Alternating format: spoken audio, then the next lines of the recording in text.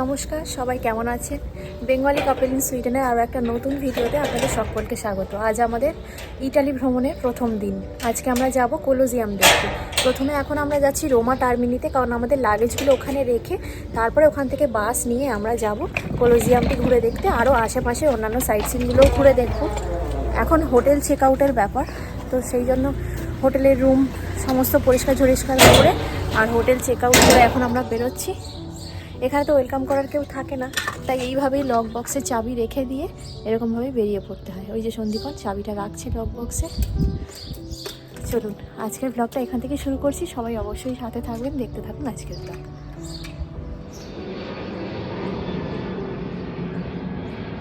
কাল রাতে যখন এই হোটেলটাতে আমরা এসেছিলাম তখন প্রায় রাতের 1:30। চারপাশটা এত অন্ধকার ছিল, পাড়ার ভিতরটা দেখতেই পাইনি সেভাবে। আজ সকালে যখন চেক আউট করে হেঁটে হেঁটে পাড়ার মধ্যে দিয়ে বেরোচ্ছি তখন দেখলাম আশপাশে প্রচুর মানুষের বাড়ি। আর বাড়িগুলি না আমাদের শহরের মতন, মানে আমাদের দেশের বাড়ির মতন ইট পাথর দিয়ে তৈরি। আর প্রত্যেকের বাড়িতেই প্রচুর ফুল ফলের গাছ রয়েছে। চারপাশে পাড়াটা দেখে মনে হলো যেন আমি আমার দেশ শহরেই রয়েছি। আর যেহেতু আমরা এয়ারপোর্টের কাছে ঘরটা নিয়েছিলাম, তাই এখানে একটা ছোট্ট বাস স্টপ ছিল।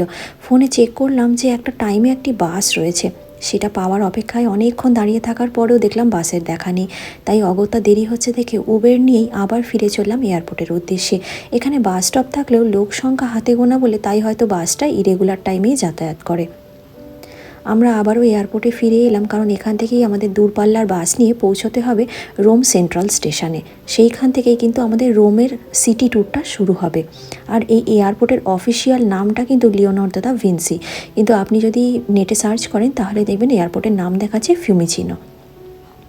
এই জায়গাটা ভীষণ সুন্দর লাগছিল, কি সুন্দর এখানটা করা রয়েছে। তো আমরা এখানে খুঁজতে খুঁজতে চলে আসলাম গ্রাউন্ড ফ্লোরে, কারণ এইখানটা না খুঁজে পাওয়াটা একটু মুশকিল হচ্ছিল। তাই আমরা হাতে একটু সময় নিয়েই বেরিয়েছি। তো আমাদেরকে পিলার নাম্বার দেখে দেখে পৌঁছতে হলো। আর এই যে টেরাভিশন রোমা টার্মিনি লেখা রয়েছে, এই বাসটাই আমরা যাব। তবে বাসে 2টো সিটই মাত্র খালি ছিল। আগের বাসটা আমরা পেয়ে গেছি, তবে দুজনের সিট দুটো আলাদা আলাদা জায়গায় পড়েছে। প্রায় 2.5 ঘন্টা জার্নি করে আমরা ফিউমিচিনো এয়ারপোর্ট থেকে এলাম রোমা সেন্ট্রাল জায়গাটিতে। প্রথমে আগে দাঁড়ান এখানে একটু খাওয়া দাওয়া করে নিই, কারণ সকাল থেকে আমাদের ব্রেকফাস্ট করা হয়নি। তার আগেই লাগেজটা রাখার জন্য শহরের এই বিল্ডিংগুলির মধ্যে দিয়ে খুঁজতে লাগলাম যে কোথায় লকার বক্স রয়েছে। এখানে না লকার বক্স করা থাকে, আপনাকে আগে থেকে কিন্তু বুকিং করতে হবে। এই ভুলটা আমাদের বিরাট বড় ভুল হয়েছে। আমরা আগে থেকে যদি অনলাইন বুকিং রাখতাম তাহলে কিন্তু লকারটা পেয়ে যেতাম, কিন্তু সেখানে গিয়ে ইনস্ট্যান্ট বুকিং করতে গিয়ে দেখলাম লকার পেলাম না। তাই অগত্যা অত বড় লাগেজটাকে টেনে টেনে নিয়েই কিন্তু আমাদের পুরো ট্যুরটাই ঘুরে বেড়াতে হয়েছে। তো দেখলাম যেখান থেকে আমাদের বাসটা নামিয়েছে সেটার সামনেই বিরাট বড় একটা ফুড হল। এখানে কোনো মার্কেট নেই, মানে শপিংয়ের জন্য কোনো জামা কাপড় কেনাকাটার দোকান নেই, কিন্তু ফুড হলটা বিশাল বড়, প্রচুর রকমের খাবার দাবার। তো তার মধ্যে থেকেই আমরা এরকম একটা ব্রেকফাস্ট প্ল্যাটার বেছে নিলাম, যার মধ্যে কিছু স্যালাড ছিল, লেটুস পাতা দেওয়া, আর ছিল স্ক্রাম্বেল করা এগ আর সুস্বাদু চিজ, আর তার সাথে ভীষণ কুরকুরে একদম ব্রেডকে এরকম সেঁকা রয়েছে, উইদাউট কোনো বাটার বা কোনো মার্জারিন বা মেয়োনিজ কোনো কিছু ছাড়াই। খেতে কিন্তু দুর্দান্ত ছিল, বিশেষ করে চিজ আমি এত ভালোবেসে হয়তো খাই না, কিন্তু ইটালির চিজ তো ওয়ার্ল্ড ফেমাস। চিজের নামটা ঠিক জানি না, তবে চিজটা খেতে দুর্দান্ত লাগছিল। সকালবেলা খিদে পেটে এই ব্রেকফাস্টেই অমৃত লেগেছে। কত মানুষজন বসে এই জায়গাটায় খাচ্ছে দেখুন। আর ইটালির পিৎজা তো ভীষণ বিখ্যাত। ওই যে দেখুন বড় বড় ওভেনগুলোর মধ্যে একের পর এক পিৎজা সেঁকা চলছে। আস্তে আস্তে পুরো ট্যুরটার মধ্যেই ঘুরে দেখব বিভিন্ন জায়গা, আর ফুডও এক্সপ্লোর করব, কারণ ইটালির প্রচুর খাবার রয়েছে যেগুলো কিন্তু ওয়ার্ল্ড ফেমাস এবং বেশ নামকরা। এখন চলুন এই জায়গাটা একটু ঘুরে দেখতে দেখতে বেরিয়ে পড়ি, কারণ আমাদের হাতে সময় কম। আজকেই আমাদের রোমের বিশেষ 2টো জায়গা ঘুরে দেখতে হবে, আর আপনাদের সাথেও আমি ডিটেল ব্লগের মাধ্যম দিয়ে সেই 2টো জায়গা শেয়ার করব 2টো পার্টে, যাতে প্রত্যেকটা ব্লগ অনেক বড় হয়ে একঘেয়ে না লাগে আপনাদের। ইটালির ওয়াইন বিয়ার খুবই জনপ্রিয়, সেই জন্য যারা এখানে এই ধরনের খাবার দাবার খাচ্ছেন তার সাথে ওয়াইন বা বিয়ার মাস্ট নিচ্ছেন। কফিও এখানে বেশ জনপ্রিয় শুনেছি, তবে আমরা কফিটা খেয়ে দেখব এবং কেমন লাগে আপনাদের জানাবো। প্রচুর মানুষের ভিড়, এত বড় ফুড হল আমি আগে কখনো দেখিনি। এত মানুষের সমাগম একটা ছাদের তলায়, এত রকমের দোকান, সত্যি এটা আমার জীবনে প্রথমবার দেখলাম। চলুন খাওয়া দাওয়া তো হয়ে গেছে, এবার শহরটা একটু এক্সপ্লোর করে দেখি, অন্যান্য জায়গাগুলো একটু হেঁটে দেখি, কারণ আমাদের হাতে সময় আছে। কোলোজিয়ামের টিকিট আমাদের দুপুর 3:30-র সময় বুক আছে গাইড ট্যুর, তো তার আগে আমরা একটু অন্যান্য জায়গাগুলো ঘুরে দেখব। ব্যাগ রাখার তো জায়গা পাইনি, সমস্ত লকার বুক আগে থেকে বুকিং করতে হয়, আমরা করিনি, ভেবেছিলাম ইনস্ট্যান্ট হয়তো পেয়ে যাব, পাইনি। তো কলোজিয়ামের জন্য ঢুকতে গেলে ব্যাগটাকে রেখে ঢুকতে হবে। তো কলোজিয়ামের কাছাকাছি একটা লকার পেয়েছি, 3 ঘন্টার জন্য বুকিং করেছি। টাকাটা অনেকটাই বেশি লাগলো, কিন্তু কিছু করার নেই, কলোজিয়ামের ভিতরে তো অ্যালাউড না লাগেজ, তো সেখানেই রেখে ঢুকবো আর কি। আর এখন মোটামুটি বাজে 11:15টার মতন, শহরটা একটু ঘুরে দেখি, চলুন। রোম, ইতালির রাজধানী শহর, ইউরোপীয় ইউনিয়নের 3য় বৃহত্তম শহর এটি। 2500 বছরের পুরনো এই শহর ইতিহাস ও বিভিন্ন সাম্রাজ্য ও সংস্কৃতির মূল কেন্দ্র। রোম বিশ্বের সবচেয়ে গুরুত্বপূর্ণ সাংস্কৃতিক কেন্দ্রগুলির মধ্যে একটি। এখানে বিভিন্ন জাদুঘর ও ঐতিহাসিক স্থান রয়েছে। রোমের স্থাপত্য বিভিন্ন যুগের প্রভাব বহন করে, যেমন প্রাচীন রোমের ক্যাথিড্রাল ও প্রাসাদগুলি তার জলজ্যান্ত নিদর্শন। রোম ছিল বিশ্বের সবচেয়ে মহান সভ্যতার একটি। অসাধারণ প্রাসাদ, হাজার হাজার বছরের পুরনো গির্জা, ব্যাসিলিকা, প্রাচুর্যময় স্মৃতিসৌধ, অলংকৃত ভাস্কর্য, যা ইউরোপের এবং বিশ্বের সবচেয়ে ভ্রমণকৃত, বিখ্যাত এবং প্রভাবশালী রাজধানীগুলির মধ্যে একটি করে তুলেছে। রোমান ইতিহাস কিন্তু মানব সভ্যতার ইতিহাসে একটা গুরুত্বপূর্ণ অবদান রেখেছে। রোমান সাম্রাজ্য 27 খ্রিস্টপূর্বাব্দে প্রতিষ্ঠিত হয়েছিল।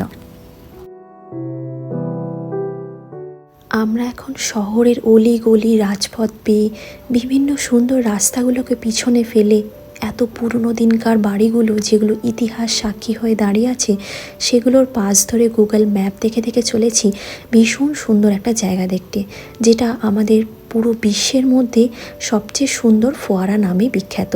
এই জায়গাটির নাম হলো ট্রেভি ফাউন্টেন। চলুন এই জায়গাটা আপনাদের সাথে খুব সুন্দরভাবে ঘুরিয়ে দেখাই। তবে এই ফোয়ারার সামনে প্রায় কয়েক লক্ষাধিক মানুষের ভিড়, তাই আমরা কিছুক্ষণ অপেক্ষা করে লাইনের মাধ্যম দিয়ে গিয়ে কিন্তু এই জায়গাটার সামনে পৌঁছতে পেরেছিলাম।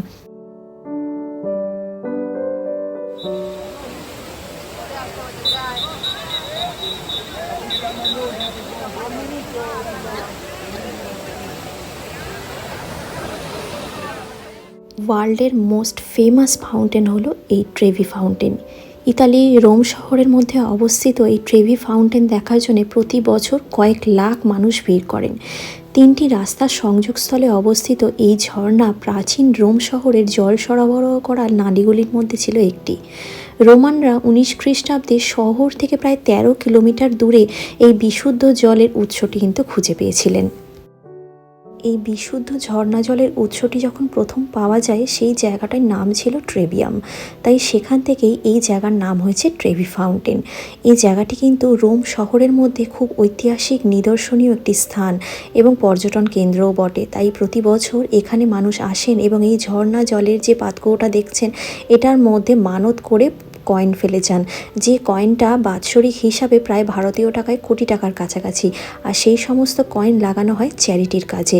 এবং এই বড় ঝর্ণাটির নিচে একটি ঐতিহাসিক প্রত্নতাত্ত্বিক স্থানও রয়েছে, যেখানে সাধারণ মানুষের প্রবেশ তো নিষেধ, তাই এই জায়গাটা বেশ রহস্যে ঘেরা। দেখছেন ওই জলের মধ্যে ওই পোলকা ডটের মতন যে দেখতে পাওয়া যাচ্ছে, এগুলো কিন্তু প্রচুর প্রচুর কয়েন। পার ডে এখানে প্রায় 3000 ইউরোর কাছাকাছি কয়েন কিন্তু ফেলা হয়।